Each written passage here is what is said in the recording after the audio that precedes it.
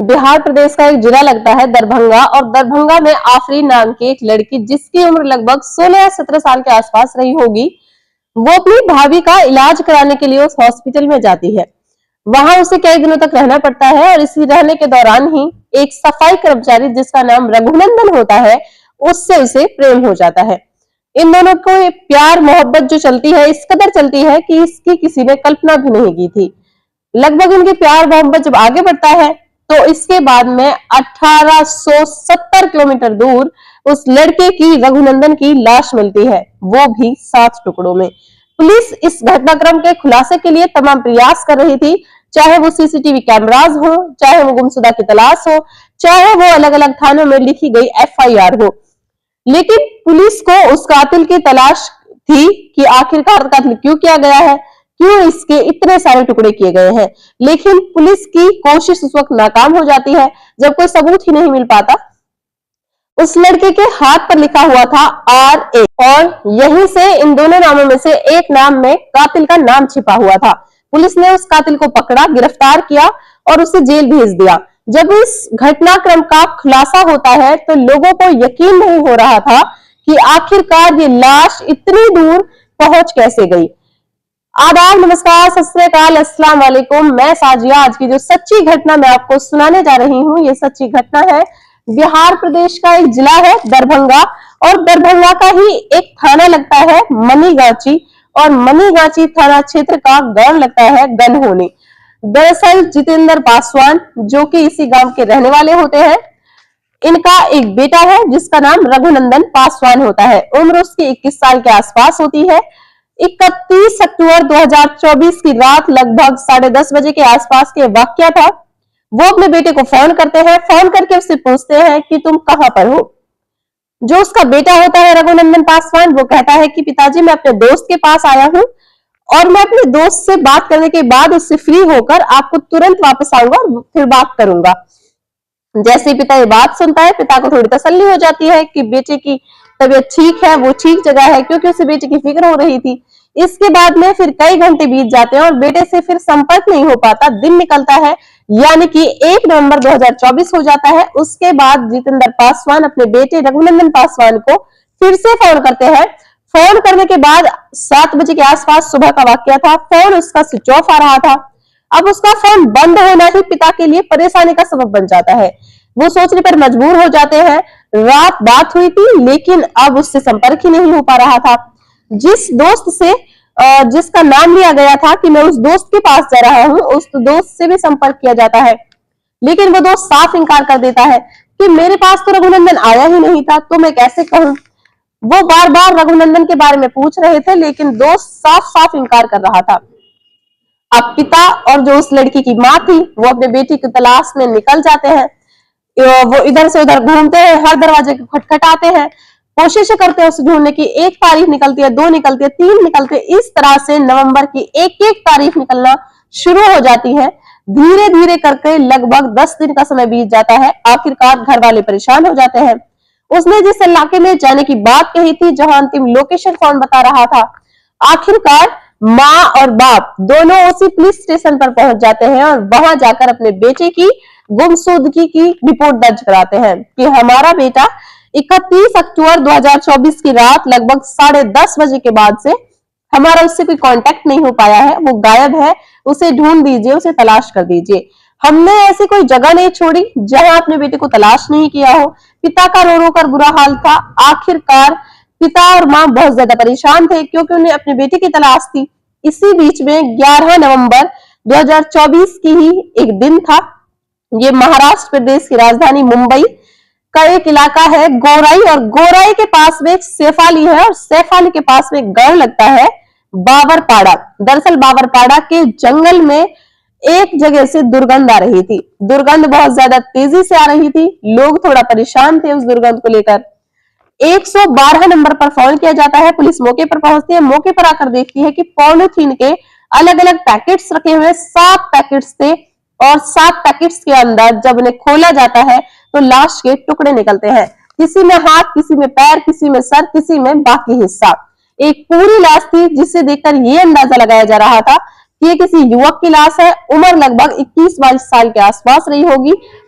आसपास के जो थाने होते हैं, थानों में वो फोटो सर्कुलेट कर दिया जाता है।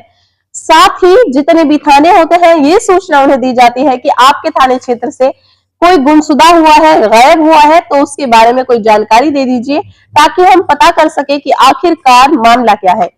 जिस जगह पर वो टुकड़े मिले थे, उस इलाके के जितने भी सीसीटीवी कैमरे थे, उन सीसीटीवी कैमरों को खंगाला जाता है और वहां एक ऑटो दिखाई देता है आता जाता, लेकिन उसका जो नंबर प्लेट था वो साफ नहीं था, इसलिए वो ऑटो जाता है और आता है, वापस चला जाता है। तो उसे देखकर लग रहा था कि शायद इस लाश को ऑटो के माध्यम से फेंका गया है। इससे ये भी पता चल रहा था कि लाश जिसकी भी है वो बहुत बड़ा नहीं है, एक सामान्य से परिवार से बिलोंग करता है। एक तरफ पुलिस को एक लाश मिली है, 7 टुकड़े मिले हैं, उसके कातिल को तलाश कर रही थी। एक तरफ माँ और बाप है, वो अपने बेटे को तलाश कर रहे थे। इसी बीच में एक कांस्टेबल, एक सिपाही कहता है कि बाबूजी, आप अपने बेटे को जो ढूंढ रहे हैं, एक सोशल मीडिया पर एक फोटो बहुत तेजी के साथ वायरल हो रहा है, आप इस फोटो को देख करके बताइए, कहीं ऐसा तो नहीं है कि आपका बेटा हो। 7 अलग अलग टुकड़े थे, उन 7 अलग अलग टुकड़ों में से एक टुकड़ा ऐसा था शरीर का, उस टुकड़े पर लिखा हुआ था बड़े से अक्षरों में RA। जब R लिखा होता है, उस RA को लिखा देखकर पिता कहता है ये तो मेरे बेटा ही है। जैसे पुलिस वाले ने ये कहा कि तुम्हारा बेटा कैसे हो सकता है, तुमने कैसे पहचाना, वो कहता है इस पर RA लिखा हुआ है। अब RA के बारे में पूछा जाता है कि क्यों लिखवाया था, तो उस लड़के का नाम रघुनंदन पासवान होता है, लेकिन RA क्यों लिखा हुआ है। फिर A के पीछे की वो कहानी जब वो अपना सुनाता है, तो सुनाने के बाद पुलिस वाले भी दंग रह जाते हैं। दरअसल ये कहानी शुरू होती है बिहार प्रदेश के दरभंगा से। दरभंगा में एक हॉस्पिटल होता है, अब से 1.5 साल पुरानी ये बात है। जब ये लड़का उसमें सफाई कर्मचारी का काम कर रहा था, जब एक आफरीन नाम की लड़की, आफरीन एक काल्पनिक नाम है क्योंकि ए से हमने उसे जोड़ने की कोशिश की है, तो आफरीन अपनी भाभी का इलाज कराने के लिए वहां आती है हॉस्पिटल में, और उसे उस हॉस्पिटल में रुकना होता है अपनी भाभी की देखभाल के लिए, तीमारदारी के लिए। जब भाभी की देखभाल के लिए उसे रुकना होता है, इसी बीच में एक लड़का है जिसका नाम रघुनंदन पासवान है। रघुनंदन पासवान इस हॉस्पिटल की साफ सफाई में हिस्सेदारी ले रहा था, अपना काम कर रहा था, अपनी ड्यूटी कर रहा था। वो लड़की उस लड़के को देखती है और पहली नजर में ही एक दूसरे से उन दोनों को प्रेम हो जाता है, प्यार हो जाता है। लड़का उसके हॉस्पिटल में रहते हुए किसी न किसी रूप में मदद कर रहा था, और यही मदद उस लड़की को अच्छी लग रही थी, और देखते ही देखते वो दोनों एक दूसरे के करीब आ जाते हैं। फोन पर बातचीत का सिलसिला शुरू हो जाता है। बातचीत लगातार बढ़ रही थी आगे। जब बातचीत बढ़ रही थी तो एक दूसरे के नजदीक आ जाते हैं दोनों। हालांकि इन दोनों के जो घर होते हैं, एक दूसरे से लगभग 22 किलोमीटर का इनके घरों में अंतर होता है, लेकिन ये दूरियां कोई ज्यादा दूरियां नहीं थी। जब भी बात करने का मन करता था, एक दूसरे को फोन लगाते थे, फोन पर बातचीत हो जाया करती थी।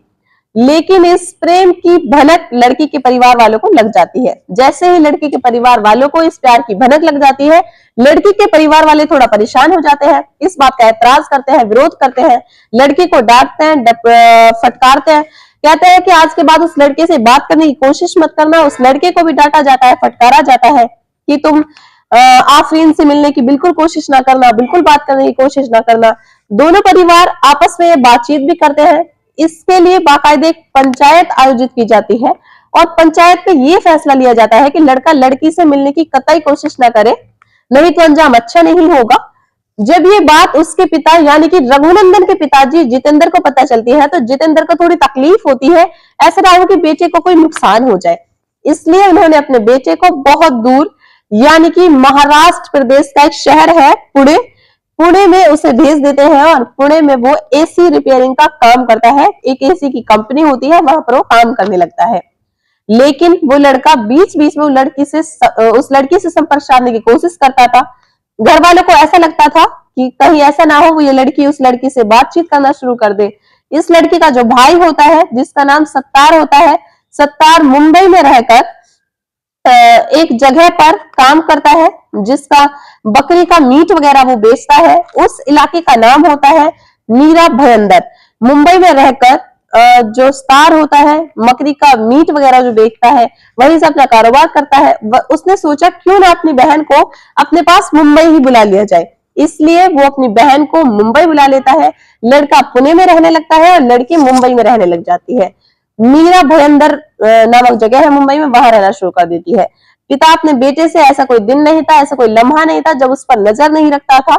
जितेंद्र पासवान अपने बेटे यानी कि रघुनंदन से बार बार बातचीत किया करता था, उससे पूछता था तुम कहाँ हो, ठीक हो। जब बेटा घर आ जाता था, सो जाता था, जब उसको तसल्ली होती थी। 31 अक्टूबर 2024 की रात लगभग 10:30 बजे के आसपास अपने बेटे से बातचीत करता है।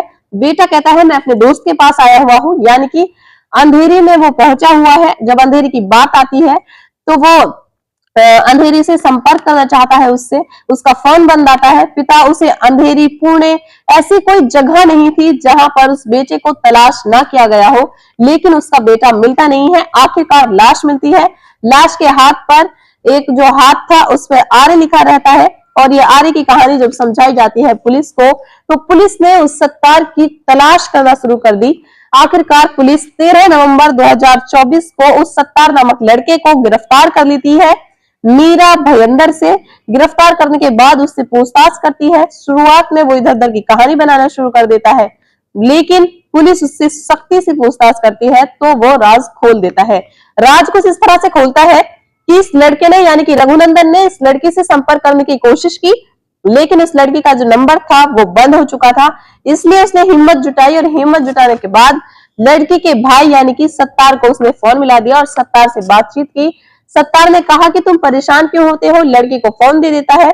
उस लड़की से कहता है कि तुम इस लड़के को अपने पास बुला लो, यानी कि 31 अक्टूबर 2024 की रात 10:30 बजे वो अपने दोस्त के घर नहीं बल्कि अपनी प्रेमिका जिसका नाम आफरीन होता है उसके घर पहुंच जाता है, उसके भाई के पास पहुंच जाता है। जैसे ही वो वहां पहुंचता है उसे माहौल ऐसा लग ही नहीं रहा था कि उसकी जिंदगी की आखिरी रात होगी। वहां बैठते हैं, आराम से बातें करते हैं, शराब पीते हैं। जब वो ज्यादा मात्रा में शराब पी लेता है रघुनंदन, तो उसको फिर उल्टी आने लगती है। उल्टी आने के बाद उससे कहा जाता है कि तुम जाकर सो जाओ। उसे वो सुला देता है और सत्तार बैठा हुआ अकेला ही शराब पी रहा था। जो बहुत ज्यादा नशे में हो जाता है तब वो उसे गुस्सा आता है और उसे कहता है कि इसकी इतनी हिम्मत कैसे हुई कि वो मेरे घर पर भी चला आया मेरी बहन से मिलने के लिए।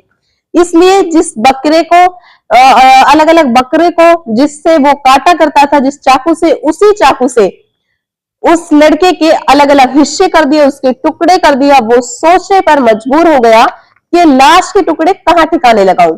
तब उसे ध्यान आता है कि क्यों ना उन्हें पहले पॉलिथीन में पैक करके, उसके पास पेंट की बाल्टियां थी, 4 बाल्टियां थी, उन पेंट की बाल्टियों में वो उन्हें पैक करता है और बहुत दूर ले जाता है। इसके बाद सारा खुलासा खुलता है, पुलिस उसे ढूंढ लेती है और उसे गिरफ्तार कर लेती है।